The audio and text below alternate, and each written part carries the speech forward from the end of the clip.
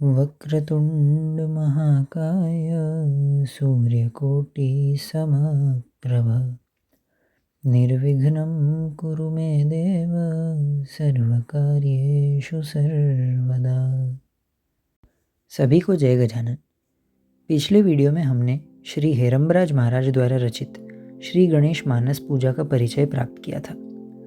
अब हम एक एक करके इस अत्यंत सुंदर रचना के अर्थ को समझने का प्रयास करेंगे। पहली दो पंक्तियों से शुरुआत करते हैं। स्वानंदेशा ब्रह्म गणेशा गजानना आजी मानस पूजा सावध चित्ते करितो तीघ्याजी। मानस पूजा की शुरुआत करते हुए भगवान श्री गणेश को स्वानंदेश के नाम से संबोधित किया गया है। स्वानंद अर्थात स्व आनंद, स्वयं का स्वयं को मिलने वाला आनंद, जो पूर्णतः आत्मतृप्त अवस्था है। इस अवस्था के ईश होने के कारण भगवान गणेश को स्वानंदेश कहा है। इस मानस पूजा का विषय ही है स्वानंद की प्राप्ति। इस पूजा को करने से स्वानंदनाथ भगवान गणेश की कृपा से स्वानंद की प्राप्ति होगी। फिर कहा है ब्रह्म गणेशा, अर्थात हम भगवान गणेश को उनके मूल स्वरूप में पूजते हैं, जो कि साक्षात ओमकार ब्रह्म स्वरूप है। फिर गजानन, जो भगवान का सबसे सुंदर नाम है, जो इस जग से विपरीत है, उसे गज कहते हैं, अर्थात सच्चिदानंद ओमकार पर ब्रह्म परमात्मा ही गज है। ये जिनका मुख है अथवा पहचान है, उन्हीं को गजानन कहते हैं, अर्थात जिनकी पहचान ही परमात्मा है, वही भगवान गजानन है। फिर कहा है आजी, अर्थात आज, तुरंत ही हमें भगवान की शरण में जाना है, अब और देर नहीं करनी है।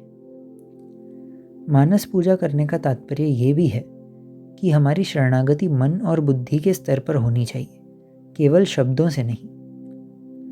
सावध चित्ते अर्थात अब भगवान की शरण में आकर अपने चित्त को केवल उनके चरणों में स्थिर करना है और कहीं जाने नहीं देना है।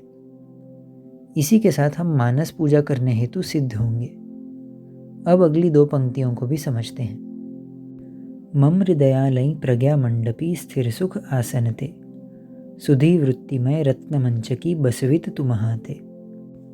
अब कहा है कि सर्वप्रथम भगवान को अपने हृदय में आमंत्रित करना है।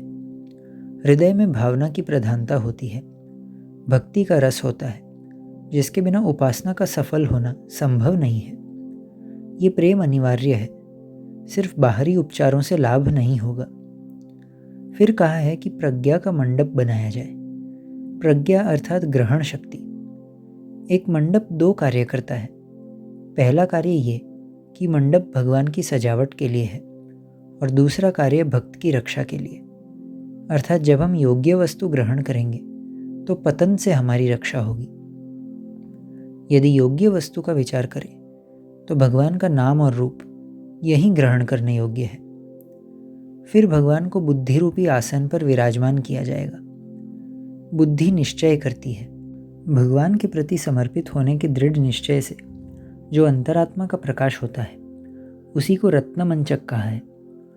प्रज्ञा रूपी सजावट सिद्धि का प्रतीक है और आसन बुद्धि का प्रतीक है, अर्थात अब वह निर्गुण निराकार परब्रह्म सिद्धि बुद्धि सहित सगुण साकार होकर हमारे समक्ष स्थित हो गए हैं। हमारी सुविधा हेतु वे नाम और रूप धारण करते हैं, जिससे हमें उपासना करने का एक आधार मिले।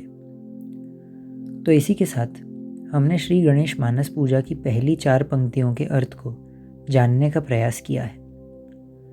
इस वीडियो को अब यहीं समाप्त करते हैं। मानस पूजा की अगली सुंदर पंक्तियों के अर्थ को समझने हेतु आने वाले वीडियोज़ अवश्य देखें।